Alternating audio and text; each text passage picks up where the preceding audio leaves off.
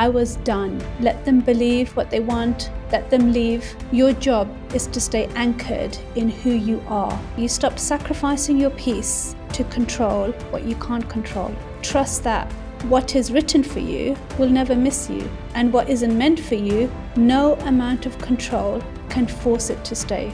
And in that letting go, I came back to myself, because suddenly there was space again, space to think, to create. Welcome to Reflections and Realizations. I'm Alveena. I write, I read, I reflect, and I believe. This podcast is my diary spoken out loud. Here I'll share what I'm learning, what I've lived, and the connections I'm drawing between life, psychology, and faith in an ongoing attempt to make sense of it all. And I'm inviting you to join me to reflect, to feel, and maybe to see parts of your own story through mine. So I remember there was a moment a while ago that wasn't loud or dramatic where I just stopped. I checked out. I stopped explaining myself. I stopped defending myself. I stopped trying to make them see what I could see. I was done, I told myself. I will let them do what they want to do, believe what they want to believe. But no one even knew that I was done. That's how quiet that moment was. Because it didn't follow a big argument. There was no screaming match. There was no drama. It was just a quiet conversation with myself. A moment of clarity where I said, stop. Stop expending energy trying to make someone see things the way you see them. You don't control their perception. You don't control their choices. The only thing you truly control is how you respond. And it was many months later on social media that I came across Mel Robbins' viral post on the let them theory, which was about freeing yourself from the exhausting need to control how others perceive you, how they treat you, or how they behave around you.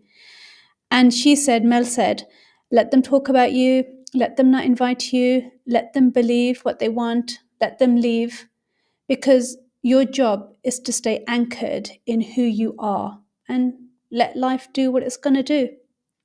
And I found it so interesting that sometimes we go through something, we live it, and only later we come across someone else reaching the same conclusion. Like Mel's theory didn't teach me something new, but it validated me.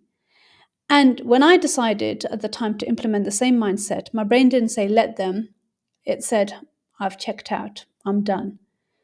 But it was essentially the same thing. And much later in my studies, I learned that this was my nervous system's way of protecting me. I wasn't being dramatic. I wasn't trying to punish anyone. I had just emotionally exited the situation for my sake.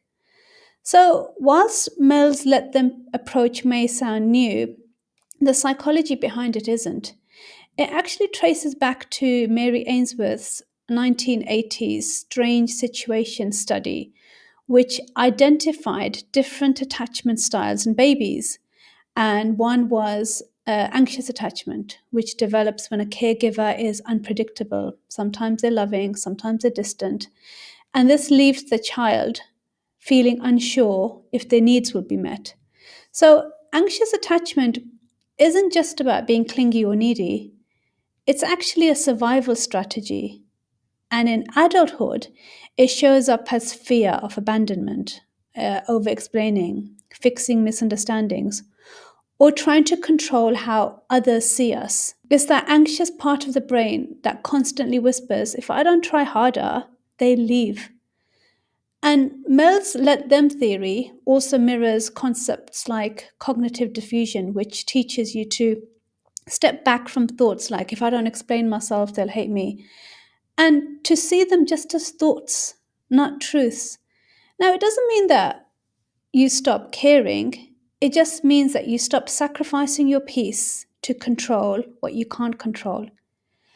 And when I look at anxious attachment through the lens of faith, I realize that the urge to explain, to fix, to hold on, it isn't just fear, it's fear and it's control, because there's fear of abandonment, there's fear of being misunderstood, there's fear of if I don't do more, I lose someone or something important. Because deep down, you believe that if I just did enough, I could control the outcome. However, the lesson, though, is the same across many traditions, whether that's Islam, Christianity, or Judaism, which is that all of these religions teach us that while we can do our part, we cannot control the outcome. And one of the most powerful sayings that captures this mindset is when the Prophet of Islam said, "Tie your camel and trust in God." In other words, do your part, show up, speak your truth, be sincere, tie your camel, but don't try to control what's never been yours to control. Because once you've done what's in your power, your role isn't to chase or cling. Your role is to trust. Trust that what is written for you will never miss you. And what isn't meant for you, no amount of control can force it to stay. Now, this doesn't mean that you stop caring. It doesn't mean that you stop trying. It actually takes immense emotional and physical strength to say, I've done my part. Now I release the rest. And this is surrender without giving up. It's a conscious choice to reclaim your energy and your peace. And when I actually started doing this, when I stopped, explaining or controlling and trying to obsess over outcomes, I felt free. Not instantly, but slowly the mental noise started to fade. And I stopped obsessing over how can I make them see. I stopped replaying conversations in my head. And in that letting go, I came back to myself. Because suddenly there was space again, space to think, to create. I started reading again. I returned to university. I started dancing. I started this podcast. Because when you're stuck in anxious attachment, your emotional bandwidth is completely hijacked. You don't have the headspace to do anything for yourself. And this shift in mindset has also changed my parenting. I remember every week I'd find myself nagging my daughter to do something, whether it's practicing her spelling words or cleaning her room, and I'd be pushing her, reminding her, getting frustrated when she wasn't taking it seriously. And everything was a weekly battle. And especially with her spelling test, I remember it was because I didn't want her to fail, because I thought if she did, it would reflect badly on me, her mummy, who's also a teacher. But one week I had enough and I decided, let her forget, let her face the consequences, and let her fail the test. And I wanted to jump in so many times, but I didn't. And yes, she failed the test. And it stung for her more than me, because she owned it. She didn't cry, she didn't blame, she just said, next week, mummy, remind me to practice my spelling words. And I think that's when I realized that it was my anxiety that was stopping her from developing resilience.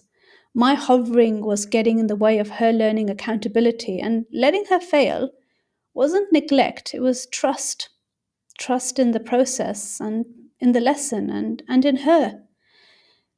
So there's a psychologist named Bowen who studies families and how we relate to each other. And he says that one thing he noticed is that when there's stress or conflict, we often pour our energy outward, trying to control someone else, fix a problem, manage a child's tantrum. But the healthiest approach is to direct most of that energy inward, to stay calm, to regulate yourself, and that trust that others can navigate their own challenges. This is what I've learned through this whole process, that this exhaustion of parenting and the struggles in life was mirroring something bigger in my own life, that for me, the I'm done or the let them stage doesn't come from wisdom. It comes after exhaustion. It comes after trying it my way and realizing that this isn't working. And that's when I let go. Not because I'm enlightened and I'm so wise, but because I'm burnt out.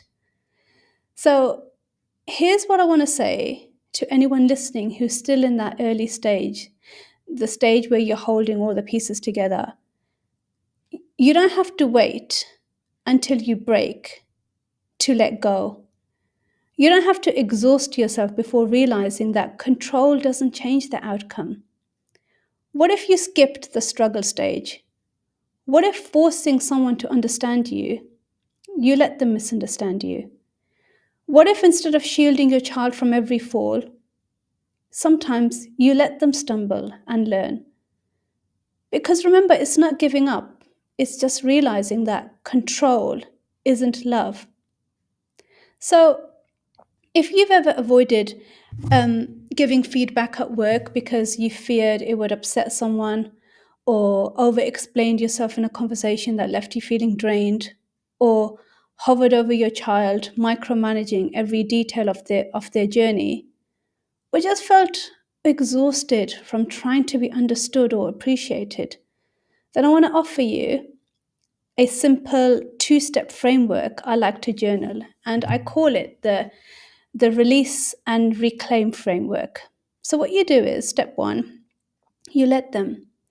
You speak up if you need to, you set the boundary, you do your part, you tie your camel, and then you let them think what they want, do what they want, react how they want. You remember that you've done your bit, but the rest isn't in your hands. And then step 2, you choose what to do with that truth. Because now that you've let them show you who they are, now choose how you'll respond. Come back to you. Because after you've tied your camel and you've let go, remember, you haven't given up. All you've done is you've accepted that it was never in your control to begin with. And that's the real shift. That when you reclaim your power, your peace, you reclaim your energy. Because sometimes I still think back to that quiet moment when I checked out. And if I could tell that version of me one thing, it would be this. Next time, don't waste months trying to make someone see what they're not ready to see. All that energy could have been spent focusing on yourself, your growth, your peace, and your life, because every month spent on what you can't control is a month lost from yourself. And maybe the real strength isn't in holding on tighter. Maybe it's in the quiet courage to let go and trust that what's meant for you will always find you. Thank you for listening to Reflections and Realizations, and I'll see you in the next episode.